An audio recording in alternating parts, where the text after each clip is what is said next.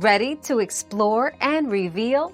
Dive into today's question and uncover the answers together.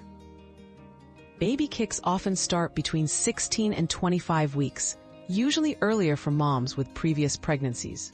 Fetal hiccups begin later, around 28 weeks, as the baby's diaphragm and nervous system develop.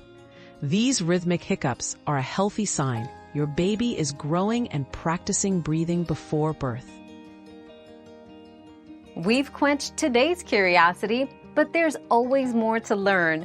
Keep the curiosity alive by subscribing and joining us for our next adventure.